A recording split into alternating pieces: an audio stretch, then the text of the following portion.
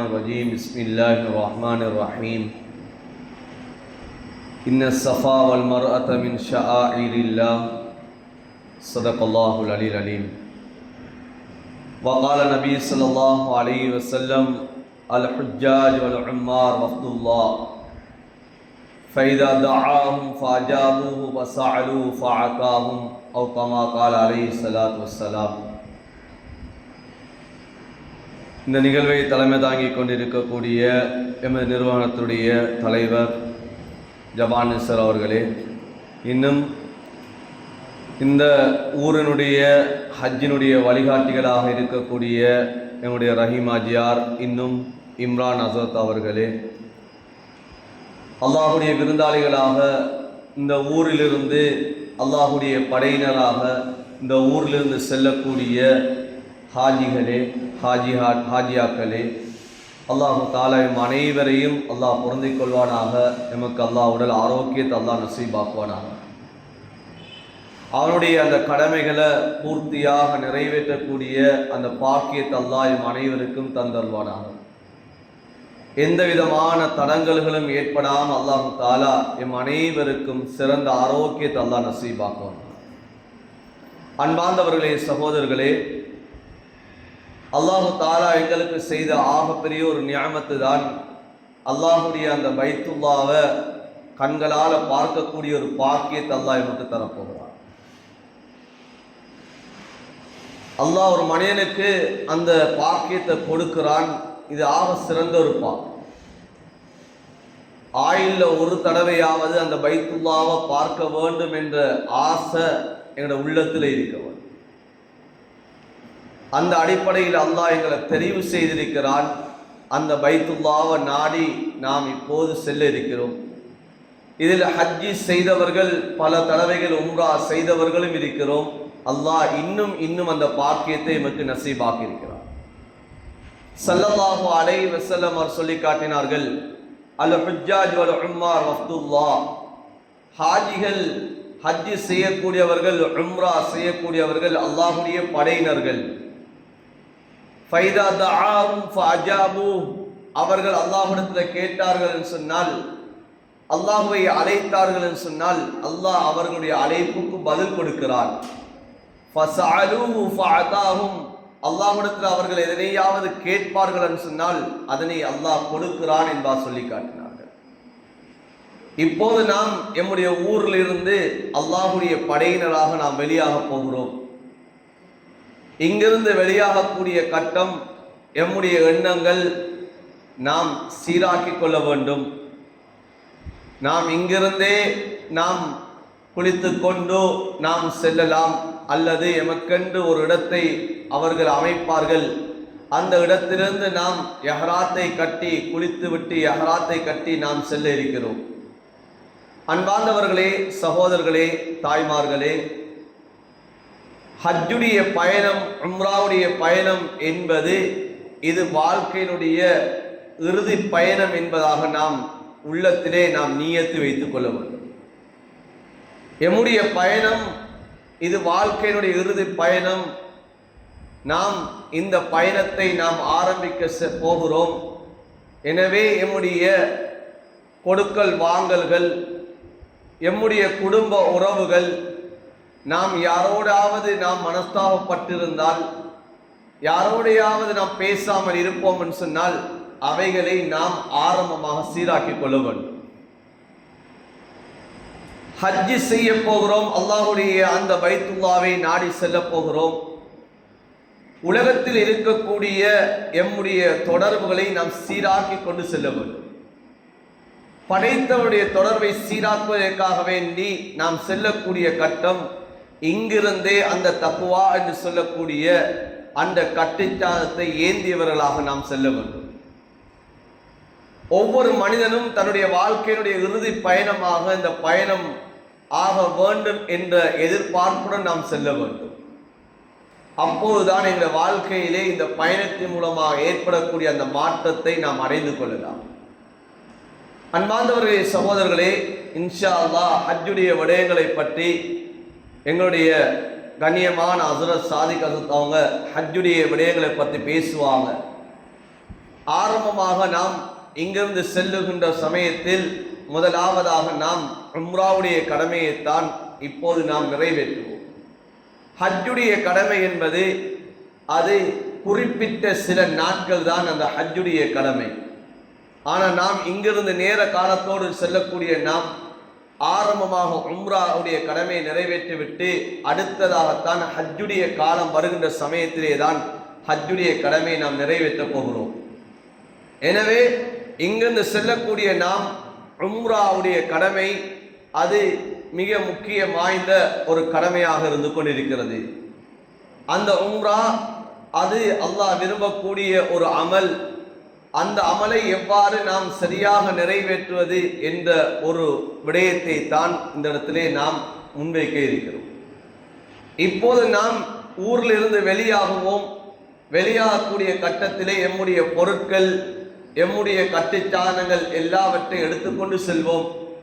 இப்போது நாம் பள்ளியிலே சென்று ஒன்று மின்வாங்குடையிலே அல்லது எங்கேயாவது ஒரு இடத்திலே மாம்போலையிலே சென்று நாம் குளித்து விட்டு இஹ்ராத்துடைய ஆடையோடு நாம் வெளியாக போகிறோம். ஆரம்பமாக நாம் குளிக்கக்கூடிய நேரத்திலே உள்ளத்திலே நாம் எண்ண வேண்டும், இந்த குளிப்பின் மூலமாக என்னுடைய உள்ளத்தில் இருக்கக்கூடிய எல்லா விடயங்களும் அது தூய்மை பெற்று விட வேண்டும். நான் ஒரு ஜனாசாவாக இருந்து என்னை குளிப்பாட்டுவதை போலதான் என்னுடைய அந்த எண்ணம் உருவாக வேண்டும். நாம் பிறக்கக்கூடிய சமயத்திலும் நாம் எவ்வாறு நாம் தூய்மையாக பிறந்தோமோ அதே போன்றுதான் செல்லக்கூடிய பயணம் இது தூய்மையாக இருக்க வேண்டும் என்ற அந்த எண்ணத்தோடு நாம் அந்த குளிப்பை நாம் குளித்துக் கொள்ள வேண்டும். எவ்வளவுக்கு நறுமணங்களை போட்டு நாம் குளிக்க முடியுமோ அந்த அளவு நாம் நறுமணங்களை இட்டு நாம் குளிக்க வேண்டும். குளித்து விட்டு நாம் இஹ்ராத்துடைய ஆடையை நாம் கட்டுவோம். இஹ்ராத்துடைய ஆடையை கட்டக்கூடிய சமயம் எங்களுடைய உள்ளத்திலே நியத்து வைக்க வேண்டும், இதுதான் என்னுடைய கஃபனாக ஆகிவிட வேண்டும் என்ற எண்ணத்தை நாம் வைத்திட வேண்டும். பிறக்கும் போதும் ஒரு குழந்தையை ஒரு வெள்ளை சீலையிலே தான் புடவையிலே தான் அவர்கள் வைக்கிறார்கள். அந்த மனிதன் உலகத்தை விட்டு பிரியக்கூடிய சமயத்திலும் அதே வெள்ளை புடவையிலே தான் அந்த மனிதனை கபருக்குள்ளே அடக்குகிறார்கள். எனவே இந்த வெள்ளை போர்வையை நான் சுத்துகிறேன், இது என்னுடைய கஃபனாக ஆகிவிடுமோ, இது ஆகிவிட வேண்டும், இதை இஹ்ராத்தோடு நான் அல்லாஹ்வை சந்திக்க வேண்டும், மஹ்ஷரிலே நான் தல்பியாவோடு எழும்ப வேண்டும் என்ற எண்ணத்தை நாம் உள்ளத்திலே வைக்க வேண்டும். இது அல்லாஹ் அப்படியே ஒரு பாக்கியத்தை தருவான்னு சொன்னால் அல்ஹம்துலில்லாஹ், பெரும் பாக்கியம் அன்பார்ந்தவர்களே.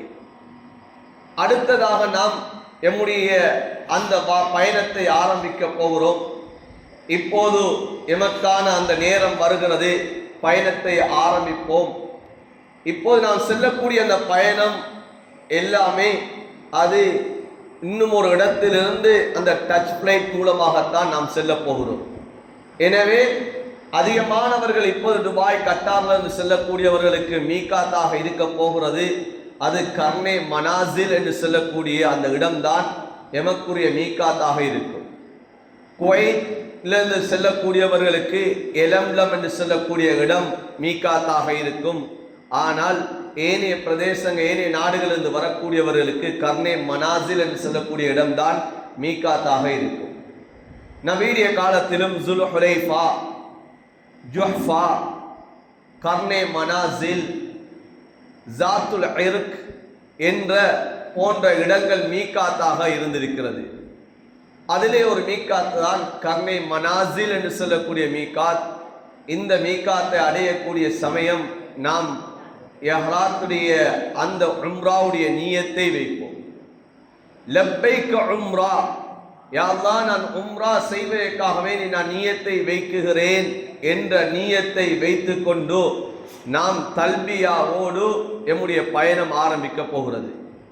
அன்பார்ந்தவர்களே, சகோதரர்களே, எம்முடைய நாவுகள் அதிகமாக ஜிக்ர்கள் செய்யக்கூடிய நாவுகளாக, அதிகம் தல்பியாக்கள் செய்யக்கூடிய நாவுகளாக எங்கள் நாவுகள் இருக்க வேண்டும். இப்போது இஹ்ராத்துடைய நியத்தை வைத்து கொண்டு அந்த மீகாத்தில் இருந்து நாம் எம்முடைய அந்த தங்கும் இடத்துக்கு நாம் வருவோம். எம்முடைய பொதிகளை வைத்துவிட்டு இப்போது நாம் ஹரமுடைய அந்த பகுதிக்கு நாம் எம்மை கூட்டிக் கொண்டு செல்வார்கள்.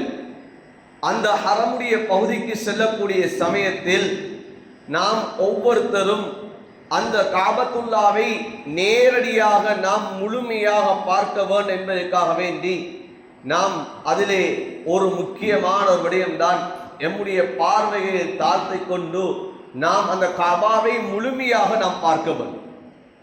காபத்துல்லாவை நாம் போகின்ற வழிகளிலே அது சிறு சிறு பகுதிகளாக விளங்க ஆரம்பிக்கும். அந்த பகுதிகளை நாம் பார்க்காமல் முழுமையாக சென்று அந்த காபாவை பார்க்க வேண்டும்.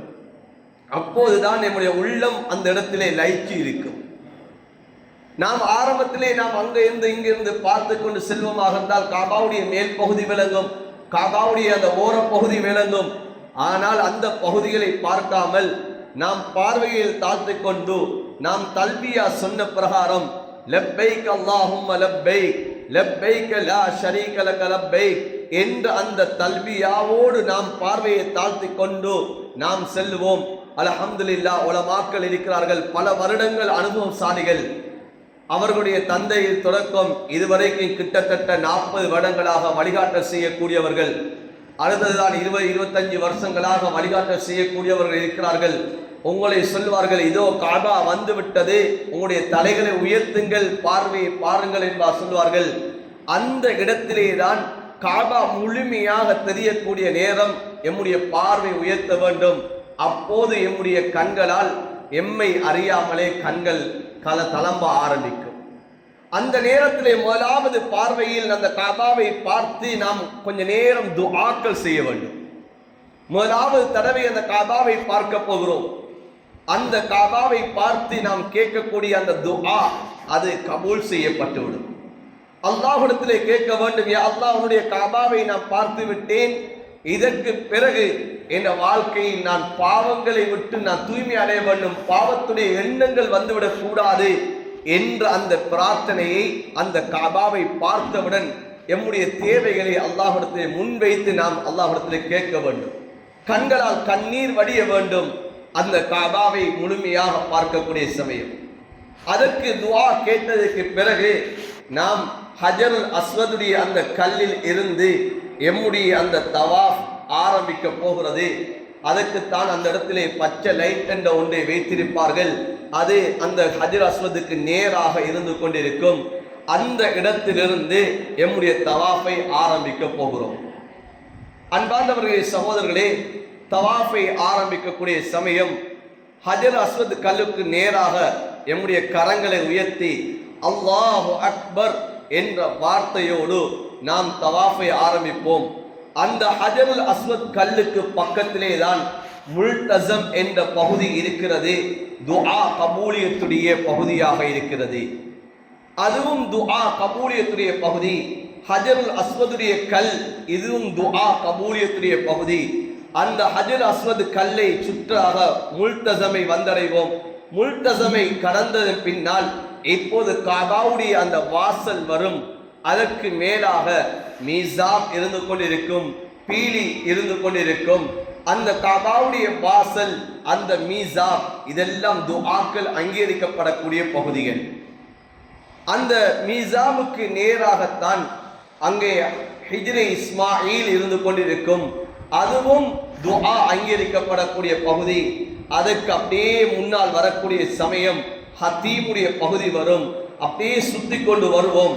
இதெல்லாம் துஆ அங்கீகரிக்கப்படக்கூடிய பகுதிகள். அப்படியே வலம் வரக்கூடிய சமயம் ஹிஜ்ரே இஸ்மாயில், ருக்னே யமானி என்று சொல்லக்கூடிய அந்த ருக்னே யமானி வரும். அதுவும் துஆ அங்கீகரிக்கப்படக்கூடிய பகுதிகள். ருக்னே யமானி என்பது ஹஜர் அஸ்வதுடைய கல் எப்படி அந்த காபாவுடைய அந்த திரை நீக்கப்பட்டு அது வெளிரங்கமாக அப்படியே தெரியுமோ அதே போன்றுதான் ருக்னே யமானி என்று சொல்லக்கூடிய பகுதியும் அது திரை நீக்கப்பட்டு அது அந்த காபாவுடைய அந்த சுவர்கள் விளங்கக்கூடிய பகுதி தான் ருக்னே யமானி என்று சொல்லக்கூடிய பகுதி.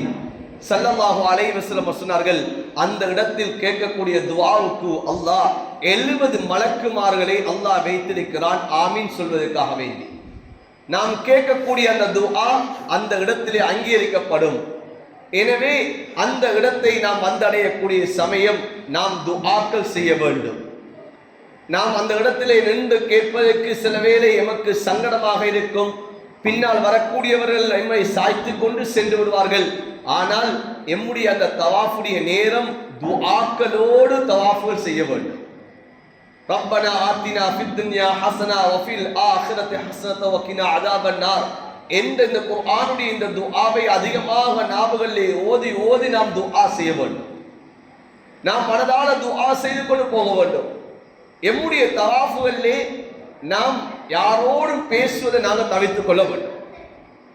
தவாஃப் என்பது இது தொழுகையை போன்றது. எனவே உது இல்லாமலும் தவாஃப் செய்ய முடியாது. சஹீ செய்யலாம், ஆனால் தவாஃப் செய்ய முடியாது. எனவே யாரோடும் பேசாமல் ஜிக்ருகளோடு நாம் நாவோலே நாம் சொல்லிக்கொண்டு இந்த தவாஃப் 7 சுற்றுகளை நாம் செய்ய வேண்டும். அந்த 7 சுற்றுகள் செய்யக்கூடிய சமயத்திலே நாம் காபாவுக்கு சில சமயம் கிட்டவும் ஆகுவோம். அந்த நேரத்திலே நாம் காபாவுடைய திரையை கூட பிடித்திடக்கூடாது.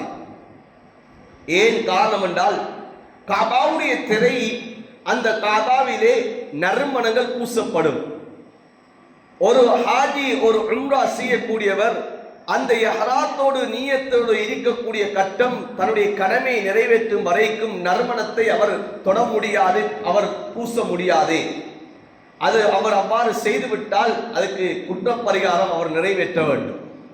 எனவே நாம் அதிகமானவர்கள் அந்த காபாவுக்கு சுற்றி சுற்றி வரக்கூடிய சமயம் கிட்டவாக ஆகிவிடுவோம். கிட்டவாக ஆகக்கூடிய சமயத்திலே காபாவுடைய திரையை பிடித்து துஆ கேட்போம் என்பதாக எங்களை சில நாம் உட்பட்டு விடுவோம். தயவு செய்து நாம் செய்துவிடக்கூடாது. ஏன் அதிலே நறுமணங்கள் பூசப்பட்டிருக்கிறது, என்னுடைய உடம்புகளிலே பட்டுவிடும். நாம் நறுமணத்தை நாம் தொட்டவர்களாக மாறிவிடுவோம். எனவே இந்த தவறுகளிலிருந்து நாம் தவிர்ந்து கொள்ள வேண்டும். நாம் ஏனைய பக்தர்களுக்கு செல்லக்கூடிய சமயம் தவாஃபுகள் செய்யலாம்.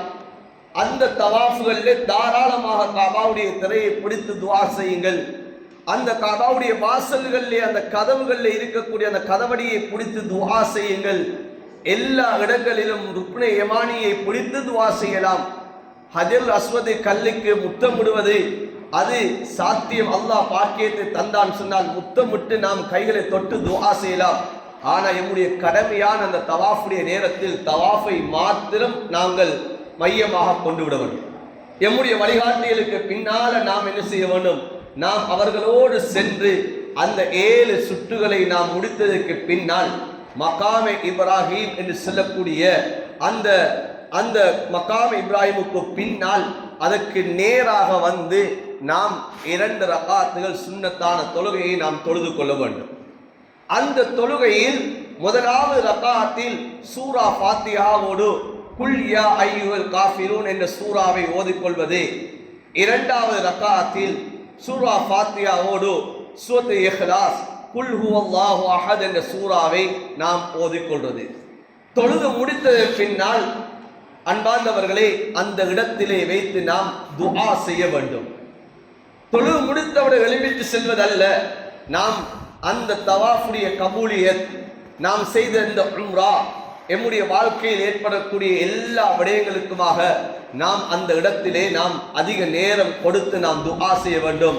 துஆ செய்துவிட்டு இப்போது நாம் ஜம்சம் நீரை நன்றாக அருந்த வேண்டும். அந்த இடத்திலே நாம் சைக்கு போகக்கூடிய வழிகளிலே ஜம்சம் நீரை வைத்திருப்பார்கள். நேன்ற அளவு நாம் அந்த ஜம்சம் நீரை முடியுமான அளவு நாம் அதிகமாக குடிக்க வேண்டும். அந்த ஜம்சம் நீரை குடித்து விட்டோமா, இப்போது சஹீக்காக வேண்டி செல்வோம். சஹீயுடைய விடயம் அன்பான சகோதரர்களே, நபி அவர்கள் சொன்னார்கள், அந்த சஹீ செய்யக்கூடிய சமயத்திலே சஃபாவுடைய மலை மர்வாவுடைய மலை 2 மலைகளும் இருக்கிறது. அந்த 2 மலைகளும் துஆ கபூலியத்துடைய இடம்.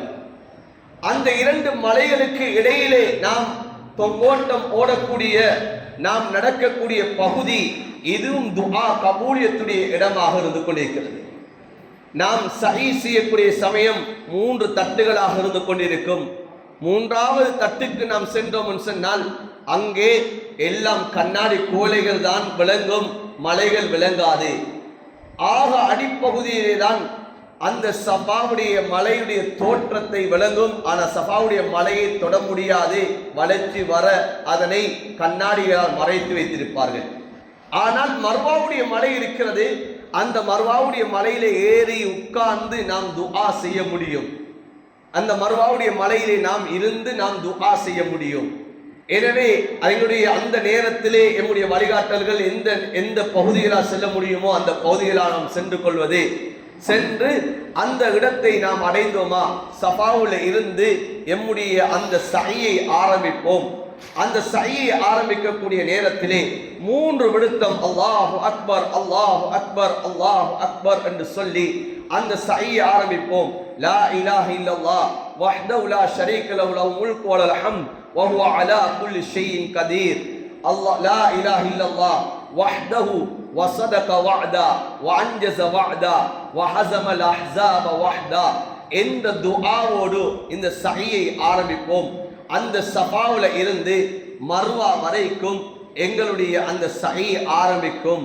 அதிலே ஒரு பச்சை லைட்டுடைய ஏரியா இருக்கிறது. அதிலே கொஞ்சம் வேகமாக ஆண்கள் செல்ல வேண்டும், பெண்கள் அல்ல. ஆண்கள் அந்த பகுதியிலே கொஞ்சம் வேகமாக நாம் அந்த இடத்தை நாம் ஓட வேண்டும். ஓடி சென்று மர்வாவை அடைவோம். அந்த மர்வாவிலே இருந்து திரும்ப சஃபாவுக்கு வருவோம். சஃபாவிலிருந்து திரும்ப மர்வா.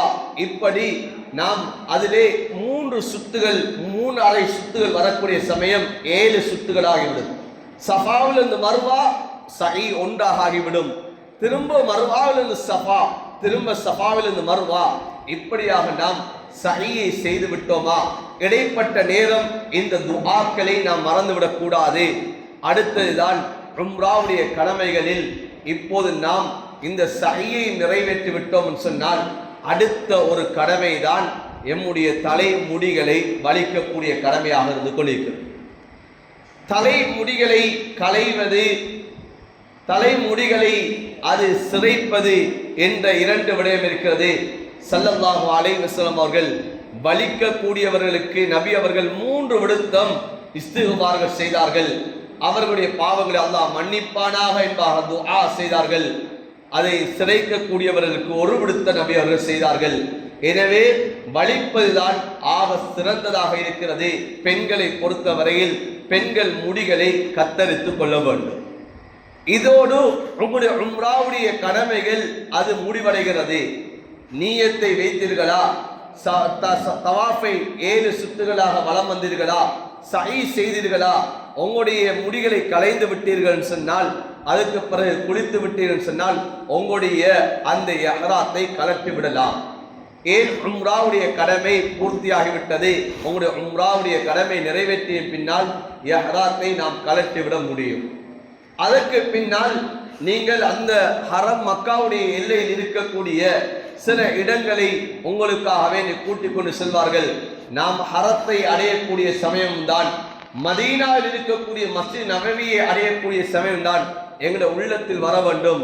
இதெல்லாம் ஸல்லல்லாஹு அலைஹி வஸல்லம் அவர்கள் நடந்து திரிந்த பூமிகள். அதிலே ஹரம் மக்கா என்பது ஸல்லல்லாஹு அலைஹி வஸல்லம் 53 வருடம் அந்த இடத்திலே தான் வாழ்ந்திருக்கிறார்கள். நான் நடக்கக்கூடிய பூமி இது ஸல்லல்லாஹு அலைஹி வஸல்லம் சஹாபாக்கள் நடந்த பூமிக்கு மேலால் நான் நடந்து கொண்டிருக்கிறேன் என்ற அந்த சிந்தனையை நாம் எடுக்க வேண்டும். அதற்கு பின்னால் நாம் ஒட்டகங்கள் இருக்கக்கூடிய இடத்தை பார்ப்போம், மியூசியங்களை பார்ப்போம், தாயிஃபுக்கு செல்வோம், அங்கு இருக்கக்கூடிய மஸ்ஜித் அப்பாஸை பார்ப்போம், அங்கு இருக்கக்கூடிய ஒவ்வொரு விடயங்களையும் நாம் பார்ப்போம். அதற்கு பின்னால் நாம் மக்காவிலிருந்து மதீனாவுக்கு செல்வோம். ஏன் நாம் ஆரம்பத்திலே செல்வதனால் நாம் மக்காவிலிருந்து நாம் மதீனாவுக்கு சென்று விடுவோம். மதீனாவுக்கு நாம் செல்லக்கூடிய சமயம் மக்காவிலிருந்து கிட்டத்தட்ட 450 கிலோமீட்டர் தொலைதூரம் தான் மதீனாவுடைய அந்த போர்டராக இருக்கிறது. நாம் நினைக்க வேண்டும் பாதையால் செல்லக்கூடிய சமயம் இந்த பாதையால் தான் ஸல்லல்லாஹு அலைஹி வஸல்லம் அவர்கள் ஹிஜ்ரத்துக்கு நடந்து சென்றார்கள் என்று நாம் வாகனத்திலே சென்று கொண்டிருக்கிறோம். நாம் ஒரு 5-6 மணித்தியாலம் பயணம் செய்வோம். ஆனால் ஸல்லல்லாஹு அலைஹி வஸல்லம் அவர்கள் இந்த பாதைகள் போடுவதற்கு முன்னால் கரடு முரடான அந்த மலைகளுக்கு மேலால் நபி அவர்கள் எப்படி பயணம் செய்திருப்பார்கள் என்ற அந்த சிந்தனையோடு அதிகம் ஸலவாத்துகளோடு நாம் அந்த மதீனத்துடைய மண்ணை வந்தடைய வேண்டும். நாம் எத்தனை 1000 ஸலவாத்துகள் சொல்ல முடியுமோ அத்தனை ஸலவாத்துகளை ஓதிக்கொண்டு அந்த மதீனா மண்ணை நாம் அடைய வேண்டும். எம்முடைய நாவுகள் அது பாதுகாக்கப்பட வேண்டும். எம்முடைய நாவுகளில் தேவையில்லாத விடயங்கள், அவதூறுகள், எம்முடைய நாவுகளில் புறம், எம்முடைய நாவுகளில் தூசண வார்த்தைகள், இவைகள் எம்முடைய நாவுகளில் வந்துவிடக்கூடாது. பயணங்கள் என்ப சமயத்திலே பயணம் என்பது அஸ்ஸஃப்ரு கித்ஆத்து மினல் அதாப், பயணம் என்பது வேதனையுடைய ஒரு பகுதி. எனவே அந்த பயணத்திலே பல சிரமங்கள் வரலாம், பல கஷ்டங்கள் வரலாம். அந்த கஷ்டங்களை நாம் பொறுமையோடு சகித்து கொண்டு எம்முடைய பயணங்களை நாம் இருந்து கொள்ள வேண்டும். எனவே மதீனாவை அடையக்கூடிய சமயம் நாம் அதிகம் ஸலவாத்தோடு செல்ல வேண்டும். அந்த மதீனாவிலே ஹஜ்ரத் ரசூலுல்லாஹ் ஸல்லல்லாஹு அலைஹி வஸல்லம் அவர்களுடைய அந்த ரௌதா ஷரீஃப் இருக்கிறது. அந்த ரௌதா ஷரீஃபை நாம் சென்று பார்ப்போம். அந்த ரௌதா ஷரீஃபை பார்க்கக்கூடிய சமயம் நாம் ஹஜ்ரத் ஸல்லல்லாஹு அலைஹி வஸல்லம் அவருடைய கபருக்கு சலாம் சொல்லுவோம். அஸ்ஸலாமு அலைக்க யா ரசூலல்லாஹ். அதற்கு பக்கத்தால் ஹஜ்ரத் அபூபக்கருடைய கபர் இருக்கிறது. அஸ்ஸலாமு அலைக்க யா அபா பக்கர். அதற்கு அடுத்ததாக ஹஜ்ரத் உமருடைய கபர் இருக்கும். அஸ்ஸலாமு அலைக்க யா உமர் என்று சொல்லி அந்த கபர்களை நாம் ஜியாரத் செய்துவிட்டு எமக்கு அந்த வெள்ளை காப்பட் என்று சொல்லக்கூடிய, இப்போது வெள்ளை காப்பட் அல்ல, பச்சை காப்பட்டால் அந்த பகுதிகளில் தொழக்கூடிய அந்த பாக்கியம் கிடைத்தது என்று சொன்னால் அந்த பகுதியில் தொழுவது நபி ஸல்லல்லாஹு அலைஹி வஸல்லம் சொன்னார்கள், மா பைன மிம்பரி வ பைத்தி ரௌதத்துன் மின் ரியாலில் ஜன்னah. இது சொர்க்கத்துடைய பூமி என்று சொன்னார்கள். அந்த இடத்திலே தொழக்கூடிய பாக்கியம் கிடைத்தது என்று சொன்னால் அந்த இடத்திலே நாம் தொழுது அல்லாஹ்விடத்திலே துஆ செய்து நாம் அந்த மதீனத்துடைய மண்ணுகளில் இருக்கக்கூடிய அந்த முக்கியமான இடங்களை நாம் பார்ப்போம். அந்த மதீனாவில் இருக்கக்கூடிய ஸல்லல்லாஹு அலைஹி வஸல்லம் அவர்கள் பத்ர் யுத்தத்திலே கலந்து கொண்ட இடங்களை பார்ப்போம். அந்த பத்ர் யுத்தம் நடப்பதற்காக வேண்டி நபி அவர்கள் மஷூரா செய்த இடங்களை பார்ப்போம். அந்த பத்ரிலே ஷஹீதான அந்த சுஹதாக்களுடைய இடங்களை பார்ப்போம். உஹதுடைய இடத்தை பார்ப்போம். அந்த உஹதுடைய மலையை சென்று பார்ப்போம். நபி அவர்கள் சொன்னார்கள், உஹதுடைய மலை என்னை நேசிக்கிறது, நீங்களும் அந்த உஹதுடைய மலையை நேசியுங்க என்பா சொன்னார்கள். அந்த உஹதுடைய மலைக்கு செல்வோம். கந்தக்குடைய யுத்தம் நடந்த இடங்களை பார்ப்போம். மஸ்ஜிது கிப்லத்தைனை பார்ப்போம். எங்களை அந்த இடங்களுக்கெல்லாம் கூட்டிக் கொண்டு செல்வார்கள். நாம் பார்க்கக்கூடிய சமயம் நாம் ஒவ்வொன்றாக நபி அவர்கள் சென்ற இடங்கள், நபி அவர்கள் இருந்த இடங்கள், சஹாபாக்கள் இருந்த இடம் என்பதாக ஒவ்வொரு இடங்களையும் நாம் அந்த இடத்திலே நாம் உள்ளத்திலே நாம் நியத்து வைத்துக் கொள்ள வேண்டும். மதீனாவில் இருக்கக்கூடிய சமயம்தான், மக்காவில் இருக்கக்கூடிய சமயம்தான் எங்களுடைய ஒவ்வொரு தொழுகைகளையும் நாம் ஹரத்திலே, மஸ்ஜித் நபவியிலேயும் மஸ்ஜித் ஹரத்திலேயும் எங்களுடைய தொழுகையிலே அமைத்துக் கொள்ள வேண்டும். நாம் எம்முடைய விடுதிகளில், எம்முடைய அந்த ரூம்களில் எம்முடைய தொழுகைகளை அமைத்துக் கொள்வதை நாம் தவிர்த்து கொள்ள வேண்டும். பாதையில் நாம் இருக்கக்கூடிய விடுதிகளுக்கு முன்னால் இருக்கக்கூடிய பாதையும் ஹரத்துடைய எல்லையாகத்தான் இருக்கும். அந்த பாதையில் தொழுதாலும் ஹரத்திலே எங்கள் தொழுத நன்மை கிடைக்கும். ஆனால் நான் அந்த இடத்திலே தொழுதுவிடக்கூடாது, ரூம்லே தொழுதுவிடக்கூடாது. இவ்வளவு காசுகளை செலவழித்துக் கொண்டு செல்கிறோம், இவ்வளவு நன்மை அடையவோம் என்பதற்காக செல்கிறோம். நாம் எம்முடைய தொழுகைகள் ஒவ்வொன்றையும் நாம் ஹரத்துக்கு சென்று நாம் தொழுது கொள்ள வேண்டும். நேர காலத்தோடு செல்ல வேண்டும். அரை மணி நேரத்துக்கு முன்னதாக, ஒரு மணி நேரத்துக்கு முன்னதாக அங்க சென்றால்தான் அந்த ஹரத்துடைய எல்லைக்கு செல்ல முடியும். ஏன் அரை மணி நேரத்துக்கு முன்னதாக அந்த வாசல்களை, கீழே செல்லக்கூடிய வாசல்களை மூடி விடுவார்கள். நாம் நேர காலத்தோடு சென்றால்தான் அந்த கீழ் இருக்கக்கூடிய அந்த ஹரத்துக்குள்ளால் தொழ முடியும். எனவே அந்த இடத்திலே சென்று தொழ வேண்டும் என்ற அந்த எண்ணத்தை வைக்க வேண்டும். நான் ஒவ்வொரு தொழுகையையும் ஹரத்திலே சென்று தொழுவேன். பயணங்கள், வெளி பயணங்களுடைய சமயத்தை தவிர நான் இருக்கக்கூடிய நேரம் ஹரத்திலே தான் தொழுவேன் என்ற நியத்தை வைக்க வேண்டும். மதீனாவில் இருக்கக்கூடிய நேரம், வெளியிலே பயணம் செய்யக்கூடிய நேரத்தை தவிர நான் மதீனாவிலே என்னுடைய விடுதியில் இருக்கிறேனா, மஸ்ஜித் நபவியிலே சென்றுதான் நான் தொழுவேன் என்ற எண்ணத்தை வைக்க வேண்டும். நாம் விடுதிகளிலே நாம் தொழுதக்கூடாது. இவ்வளவு சிறப்புகளை அடைவதற்காக வேண்டி நாம் எம்முடைய பயணங்களை ஆரம்பித்துக் கொண்டு செல்கிறோம். அந்த சிறப்பை நாம் அடைய வேண்டும். அதிகமாக துஆக்கள் செய்து கொள்ளுங்கள். எம்முடைய ஊருக்காக வேண்டி துஆக்கள் செய்து கொள்ளுங்கள். எம்முடைய ஊருடைய வளர்ச்சி, இந்த ஊருடைய இந்த மார்க்கத்துடைய வளர்ச்சி, ஏன் இந்த காலம் ஃபித்னாவுடைய காலம், எம்முடைய பிள்ளைகளுடைய சீர்திருத்தத்துக்காக வேண்டி என்னென்ன வாழ்க்கையில் தேவைகள் இருக்கிறதோ அத்தனை தேவைகளுக்குமாக துஆ செய்து கொள்ளுங்கள். எம்முடைய வாழ்க்கையில் இருக்கக்கூடிய எம்முடைய உடம்புகளில் இருக்கக்கூடிய நோய் நொடிகளுக்காக வேண்டி துஆ செய்து கொள்ளுங்கள். அதிகமாக மக்காவில் இருக்கக்கூடிய காலம்தான், மதீனாவில் இருக்கக்கூடிய காலம்தான். நம் அருந்தக்கூடிய நீரை ஜம்சமாக ஆக்கிக் கொள்ளுங்கள். அந்த ஜம்சம் நீரை நாம் அருந்தக்கூடிய அந்த பாக்கியத்தை எடுத்துக் கொள்ளுங்கள்.